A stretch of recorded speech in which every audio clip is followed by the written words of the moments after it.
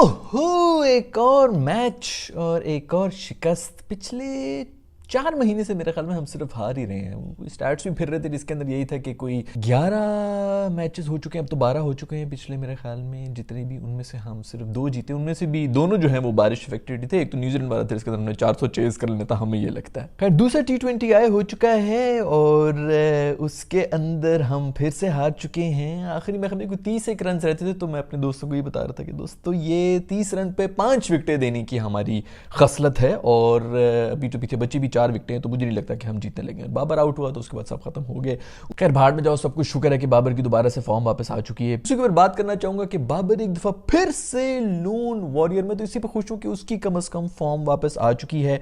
बाकी जो गंद हम पहले करते रहे हैं पिछले 15 साल से, वही हम गंद दोबारा भी कर रहे हैं। तो बाबर फॉर्म में था तो उसकी वजह से आसपास कोई हल्का फुल्का थोड़ी बहुत, कोई कभी ये गैरत खा लेता था, कभी वो गैरत खा लेता था, तो हम लोग मैचेस भी जीत रहे थे।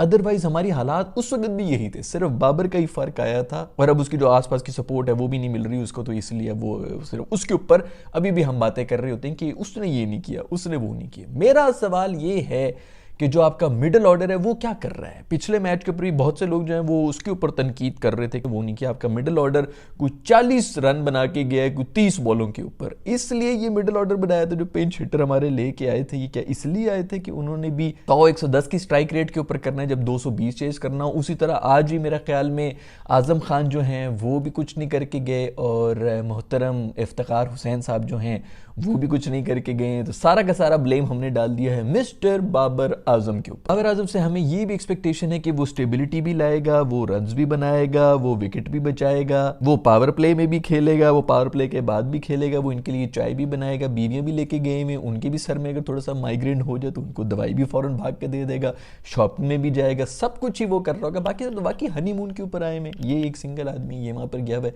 तो सारी रिस्पॉन्सिबिलिटीज भी। पाकिस्तान में सबसे बड़ा बहाना क्या होता है कि भाई तेरी तो फैमिली नहीं है ना, तूने तो पीछे किसी को नहीं देखना होता। हमें पता है बीवी बच्चों की क्या टेंशन होती है, ये सबसे बड़ा एक रीजन दिया जाता है सिंगल लॉन्डे को। वाहिद मेरा ख्याल में हमारी ही एक टीम है जो कि कह रही होती है कि जो टॉप ऑर्डर का बैटर है वो फिनिश भी करके जाए, मतलब वो पहले ओवर में भी आए, क्योंकि पहले ओवर में भी हमने लिद करनी है और उसके बाद आखिरी ओवर में भी वही खड़ा हुआ हो। बाकी पूरी दुनिया में ये कहीं नहीं होता, फिनिशर के रोल किसी और के होते हैं। अगर कोई टॉप ऑर्डर वाला खड़ा हुआ और कर रही है तो वेरी वेल डन यार, बहुत शुक्रिया तेरा, लेकिन उसका रोल नहीं है। भाड़ में जाए, ये तो नस्ल ही इस किस्म की गंदी है, इनको तो वैसे भी नहीं पता कि किसा सेलिब्रिटी बनाने हैं किसा नहीं बनाने, सिर्फ जो भी ऊपर जाएगा उसके ऊपर से थू थू करने में इनको मजा आता है।